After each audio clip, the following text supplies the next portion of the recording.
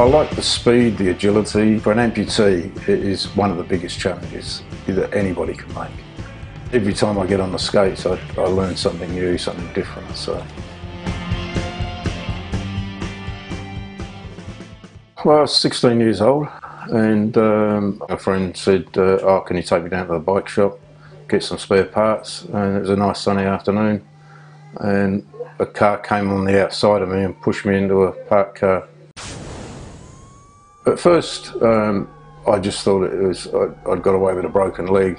When I asked if I could look at the leg before they have a look at the leg, because it was covered in plaster, and they took me into theatre and cut the plaster off, and the surgeon virtually picked it up by the toe, and because the bone hadn't mended and there was didn't have any feeling in the leg collapsed, and he just shook it and said, "See, you don't want that." And I just, at 17, I was quite shocked and just said, "Well, probably not." Yeah. In the 60s, there was no rehabilitation. They virtually amputated the leg, sent me home with crutches, taught me how to bandage the limb to protect it, protect the wound. That was within a week. Fortunately, I had a close-knit family, and who supported me all the way. Yeah, family support is hugely important because I think in the early stages of limb loss, you have to put up with depression and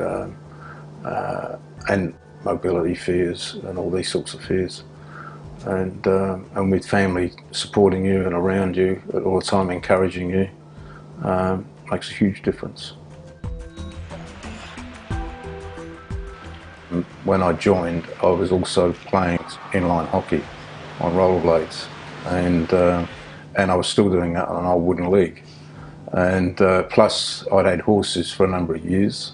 I'd ridden horses, I'd ridden bikes, I was skiing, and so all these events. But at no time did anybody say to me, "You can do this or you can do that with prosthetics," and introduce me to all these new techniques and new models.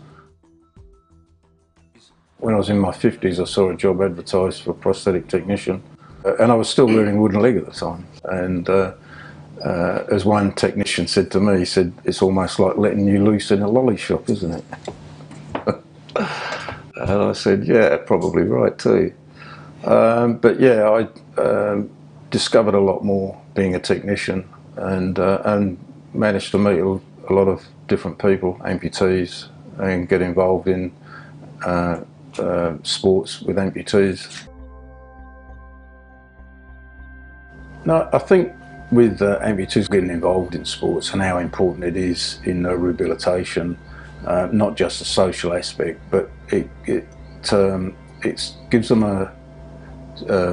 a challenge for themselves, and not only just as a mental challenge to challenge their ability, but it's also that physical side of regaining control of their body.